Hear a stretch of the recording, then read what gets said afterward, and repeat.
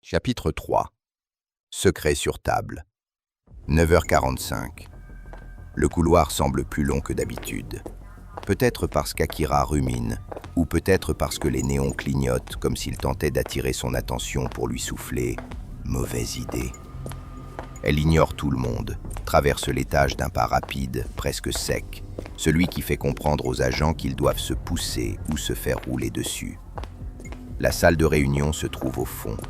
Lumière froide, vitre opaque, silence anesthésié. Elle inspire un court instant, pousse la porte. Lucky est déjà là, assis à la longue table métallique, penché sur une série d'hologrammes bleutés projetés au-dessus d'une tablette.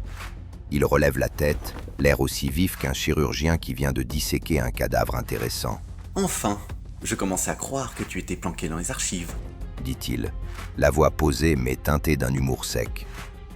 Akira balance le dossier papier sur la table, comme si elle rejetait un poids mort, puis s'affale dans la chaise d'une manière sans élégance, clairement fatiguée ou à bout de patience.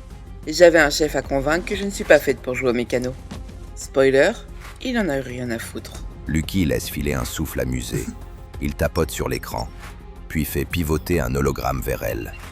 Les hologrammes se transforment, montrant un plan aérien de Velocity, avant de zoomer sur Orion System, laboratoire dédié aux androïdes, fondé par le scientifique Hiroshi Tanaka, figure emblématique et père de l'entreprise.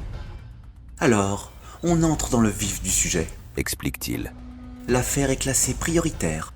Meurtre d'un scientifique, circonstances étranges et un androïde impliqué. Modèle inconnu, rien dans les registres. Il zoome sur une silhouette floue. Modèle inconnu, registre vide. Cyberlife elle-même dit ne rien avoir sur lui. Akira croise les bras, le regard sombre.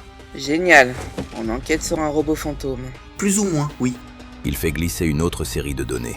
J'ai tout préparé pour toi. Accès temporaire aux archives de Velocity, autorisation d'entrer dans la zone scientifique, communication sécurisée.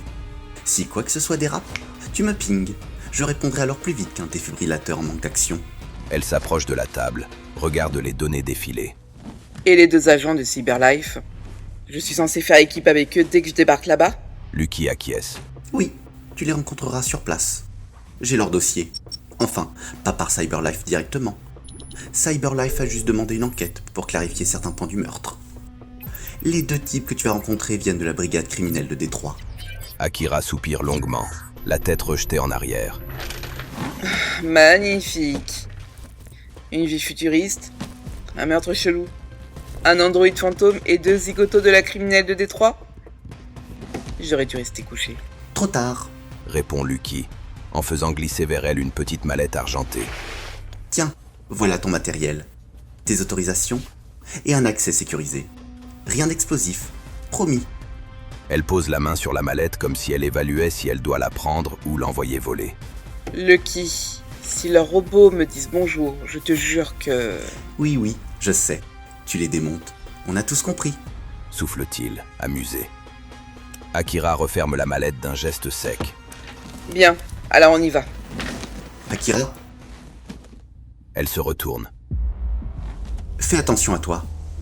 Velocity est peut-être la ville expérimentale la plus sûre du monde, mais ça reste l'endroit où il y a le plus d'androïdes. Et une IA qui surveille tout et tout le monde. Elle sourit, un vrai sourire cette fois, rare comme un rayon de soleil dans un bunker. T'en fais pas, j'ai vu pire. Et sur ces mots, elle quitte la salle, prête à embarquer dans une affaire qui va bouleverser bien plus qu'elle ne l'imagine.